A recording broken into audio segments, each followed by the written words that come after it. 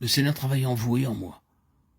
Le Seigneur a une représentation de cette nature céleste, que cela soit par des individus ou par des groupes, les mettant ici ou là pour garder son peuple en contact avec le ciel, pour maintenir les choses célestes toujours en vue. Une des fonctions des Lévites était d'enseigner la parole de Dieu, c'est-à-dire de maintenir le peuple du Seigneur en contact avec la pensée de Dieu. C'est fonctionnel et non pas officiel. Vous ne devez pas vous appeler vous-même Lévite, pas plus que révérend.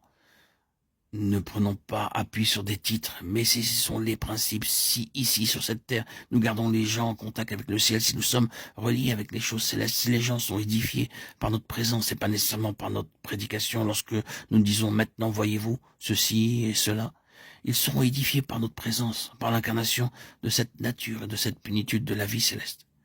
S'ils viennent et s'ils voient la plus pleine pensée de Dieu, parce que nous la vivons, nous sommes lévites. Sans le titre. C'est ce que le Seigneur doit avoir. Cela doit être ainsi individuellement. Le Seigneur doit pouvoir disposer de son peuple. Dans ce même livre, le ciel disposait de ce peuple et des tribus et disait, vous serez ici, c'est votre place. Souverainement, le Seigneur disposera de vous et en mettra certains parmi vous en Allemagne, en Hollande, en Angleterre, en Amérique. Et quand il dispose de votre vie, vous êtes ici ou là par délégation céleste pour être un maillon avec le ciel, pour que les choses ne déclinent pas spirituellement au niveau du terrestre. Cela, bien sûr, s'applique aussi aux églises dans le Nouveau Testament. C'est la divine pensée d'avoir des compagnies composées du peuple du Seigneur, plantées ici, là et partout ailleurs, comme un ministère lévitique corporatif, pour que le ciel soit tout proche et pour garder les choses près du ciel. Or, que chaque église puisse être comme cela, gardant les choses près du ciel. Cela, c'est le commencement et beaucoup plus pourrait être dit.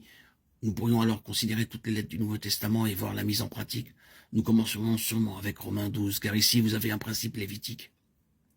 Je vous exhorte donc, frères, par les compassions de Dieu, à présenter vos corps en sacrifice vivant, saint, agréable à Dieu, ce qui est votre service spirituel, et ne vous conformez pas à ce siècle. Romains 12, 1, 2. C'est le principe lévitique, un sacrifice vivant sans se conformer à ce monde. Ainsi, nous pourrions aller bien plus au-delà, bien plus loin. Mais le grand sujet de nos méditations, c'est que nous devons être ici-bas en relation avec le ciel, sous le gouvernement du ciel, introduisant les choses célestes.